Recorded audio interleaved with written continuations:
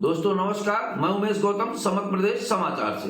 आज आपको एक कहानी बताते हैं रंगा सियार की। एक सियार था। लोग कहते हैं कि जब सियार की मौत आती है तो शहर की तरफ भागता है। तो सियार शहर गया तो धोबी के जो कलर करता है धोबी कपड़े उसमें गिर गया तो उसका रंग नीला हो गया। वो लौट के जब जंगल में आया तो लोगों से बोला कि मैं चंद्रलोक से आया हूं, मुझे जंगल में राज्य करना है। और लोगों ने उसको राजा बना दिया, जंगल के जानवरों ने। और राजा बन के वो किस्म किस्म से लोगों से काम करवाता और बैठकर खाता। पर समय ज्यादा दिन तक नहीं चलता। बरसात आई और बरसात में उसका रंग धुल गया और लोगों को पता चला कि ये रंगा सियार है। तो जंगल के प्राणियों ने उसे मार मार के धुजना कर दिया। बात करते हैं वही सतना में राजनीतिक दाव पेचों की। बहुत सारे राजनीति में जन सेवा को भी दलगत राजनीति से जोड़कर राजनीति करते हैं। ऐसी राजनीति निश्चित तौर पे उन्हें बहुत ज्यादा दिनों तक राजनीति के कर्म क्षेत्र में स्थायी तौर पर जगह नहीं दे पाती है। बात करते हैं सतना में प्रतिमा बागरी, राज्य मंत्री, विधायक, रैगांव विधानसभा क्षेत्र। आज की तारीख में 12 तारीख को किसानों को बिजली जन सुनवाई का कार्यक्रम किया। अपने विधानसभा कार्यालय में जन सुनवाई का काम किया। जनता इकट्ठा हुई कि बिजली विभाग की समस्याओं का निराकरण मौके पर किया जाएगा। वहीं नागौद से बिजली विभाग के कुछ अधिकारी एक दो भी आए और वो भी बैठे रहे, पर ना तो उनका कहीं काउंटर खोला गया, ना किसी जन सुनवाई में तुरंत कोई ऐसा निर्णय किया गया जिसे जनता पसंद करे। पर एक बात जरूर सामने आई, वहां पे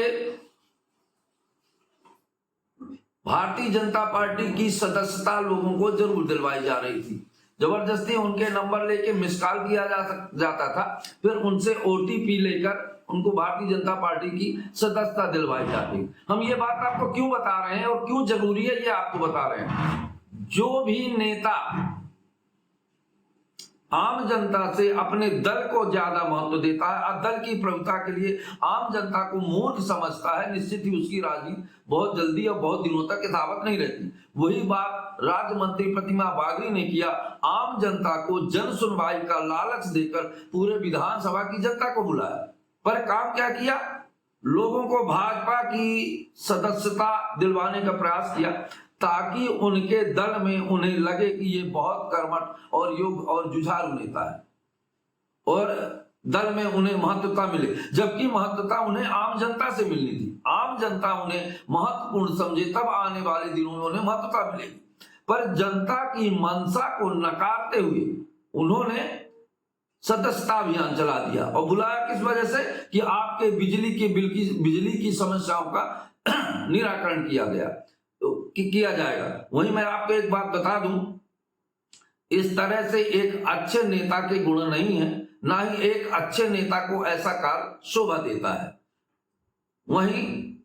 वहीं राज्य मंत्री पद पर एक संवैधानिक पद पर विराजमान है। संवैधानिक पद पर बैठे हुए व्यक्ति को आम जनता को इस तरह से पागल समझना या गलत जानकारी देकर इकट्ठा करना, फिर उनके साथ दल के लिए सदस्यता अभियान संचालित करना कतई शोभा नहीं देता, क्योंकि वो जिस संवैधानिक पद में है उस पे जनता का आदर है और जनता के ही वोटों के द्वारा उन्हें वह संवैधानिक पद मिला है।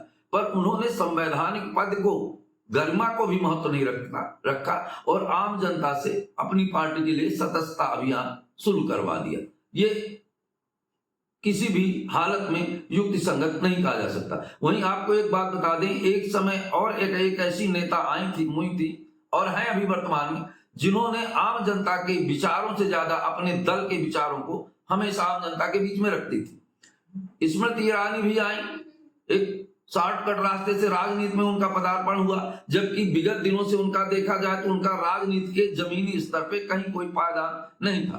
पर राजनीतिक आकाओं की संरक्षण में शॉर्टकट रास्ता अपनाने के बाद उन्हें तुरंत ही टिकट मिल गई और टिकट से मोदी के नाम पे वो चुनाव भी जीत गए और चुनाव जीतने के बाद तत्काल उनको मंत्री भी बना दिया। पर मंत्री बनने के बाद राजनेताओं के जो सच्चे गुण हैं उनको वो पूरा नहीं कर सकी और जनता के साथ इसी तरह के बर्ताव करती रही और केवल अपने दल के प्रचार प्रसार, दल के आकाओं की महिमा मंडित करना, पर अपने क्षेत्र की जनता का महिमा मंडन करना, क्षेत्र का विकास करना, इस बात पर उन्होंने कभी गौर नहीं किया।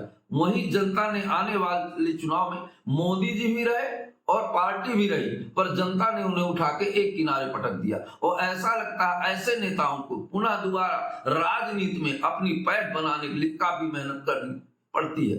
ऐसे ही हमारे नेताओं को समझना चाहिए कि हम आम जनता के साथ जिस मुद्दे को लेकर बुलाएं उसी मुद्दे पर बात करें। उस मुद्दे से हटकर अपने दल में अपने सम्मान के लिए जनता को मूर्ख बनाना युक्ति संगत नहीं है। ये तो समय बताएगा कि आम जनता कैसा व्यवहार करेगी। एक वीडियो आया है, उस वीडियो के आधार पर ये खबर हम आपको दिखा रहे हैं। दोस्तों नमस्कार। शुरू से बोलो। एक बंदा आया मेरे पास, वो बोला भैया आपके मोबाइल नंबर पे हम OTP भेज रहे हैं, आप जो है OTP बताइए और भाजपा की सदस्यता ग्रहण। हम बोले ये बताइए भाजपा की सदस्यता हम क्यों ग्रहण करें भैया, हम जहाँ से भी हैं जैसे भी है ना, हम भाजपा की सदस्यता ग्रहण करें हैं कि नहीं करें, हम क्यों ग्रहण करें, क्या फायदा। आप ये बिजली निवारण का यहाँ पे शिविर लगा कर रखे, भाजपा सदस्यता का ये ऑप्शन कहाँ से आ गया बीच में। बिजली निवारण का यदि शिविर लगा के रखे उसका निराकरण करिए ना, है सदस्यता क्यों आप बीच में ला रहे हैं। बिजली का काम करिए, बिजली निवारण का कार्यक्रम है चल रहा है, तो बिजली आप ये चोचलो क्यों फैला रहे हैं कि बिजली का निवारण कार्यक्रम आप सदस्यता भी ये थोड़ी बोले हैं कि आप यहाँ